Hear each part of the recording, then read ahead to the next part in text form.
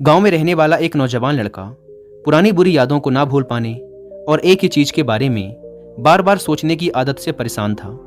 अगर उसे कोई कुछ कह देता या फिर उसके साथ कुछ थोड़ा सा भी गलत हो जाता तो वो बस उसी एक घटना के बारे में पूरे दिन सोचता रहता। वही बात उसके दिमाग में हर समय घूमती रहती। फिर वो या तो अपने साथ हुई किसी बुरी घटना के लिए अपनी किस्मत और भगवान को कोसता रहता या फिर अपने मन में उस इंसान से बदला लेने के ख्याली पुलाव बनाता रहता जिसने उसे कुछ कह दिया था या उसके साथ कुछ गलत किया था।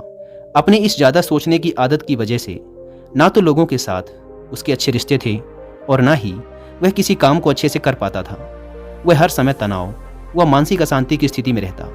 उसकी ऐसी हालत को देखकर उसके एक मित्र ने उसे सलाह दी कि यहाँ पास के ही एक बौद्ध मठ में एक जैन मास्टर रहते हैं, तुम उनके पास जाओ, वो तुम्हारी इस मानसिक समस्या का कोई ना कोई समाधान अवश्य बता देंगे। वह नौजवान लड़का जैन मास्टर के पास जाता है और अपनी समस्या उन्हें बताता है कि कैसे वो एक ही घटना के बारे में बार बार सोचता रहता है और पुरानी बुरी बातों व यादों को भूल नहीं पाता। लड़के की समस्या सुनने के बाद जैन मास्टर वहाँ से उठकर मठ के अंदर चले जाते हैं। जैन मास्टर का बिना कुछ उत्तर दिए यूं उठकर चले जाना लड़के को कुछ अजीब सा लगता है, लेकिन वो फिर भी वहीं बैठा रहता है। थोड़ी देर बाद वह देखता है कि जैन मास्टर मिट्टी की गिलास में पानी भरकर उसकी तरफ चले आ रहे हैं। जैन मास्टर लड़के के पास आकर खड़े हो जाते हैं तो लड़का भी उनके सामने खड़ा हो जाता है। जैन मास्टर लड़के से पूछते हैं, बताओ इस गिलास का वजन कितना होगा? लड़के ने कहा, मैं एकदम सटीक तो नहीं बता सकता, लेकिन इस गिलास का वजन बहुत ही कम है। अब जैन मास्टर ने गंभीर होकर कहा, मेरा प्रश्न ये है कि अगर मैं इस गिलास को थोड़ी देर तक ऐसे ही पकड़कर खड़ा रहूं तो क्या होगा? लड़के ने कहा, कुछ भी नहीं होगा। जैन मास्टर ने फिर पूछा, अगर मैं इस गिलास को इसी तरह 1 घंटे तक पकड़ कर रखूं तो क्या होगा?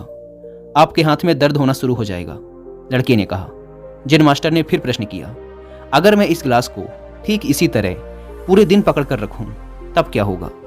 आपके हाथ में बहुत ही भयंकर दर्द होना शुरू हो जाएगा। आपका हाथ सुन्न भी हो सकता है, आपकी मांसपेशियों में भारी तनाव आ सकता है और यहाँ तक कि आपके हाथ को लकवा भी मार सकता है। लड़के ने गंभीर शब्दों में कहा। जैन मास्टर ने कहा, बहुत बढ़िया, लेकिन क्या इस दौरान ग्लास का वजन बदला? लड़के ने कहा, नहीं, वजन तो नहीं बढ़ा। तब भला हाथ में दर्द और मांसपेशियों में तनाव क्यों आया? जैन मास्टर ने पूछा।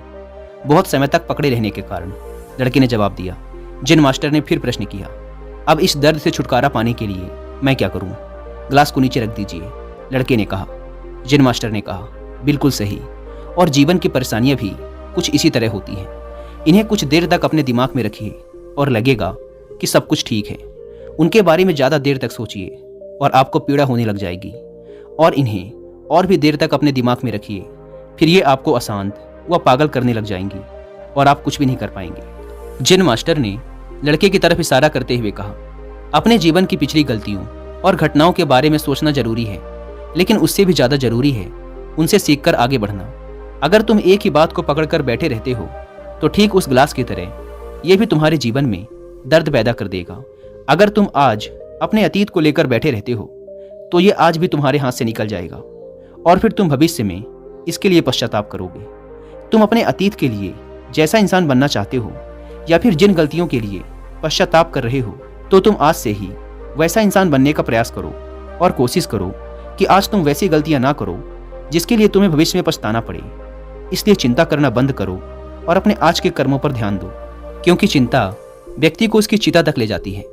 दोस्तों, चिंता करने की आदत को छोड़कर एक खुशहाल जीवन कैसे जिया जाए, इस पर विश्व प्रसिद्ध लेखक डेल कार्नेगी ने एक बहुत ही अच्छी किताब लिखी है जिसका नाम है how to stop worrying and start living, यानी चिंता छोड़ो, सुख से जियो।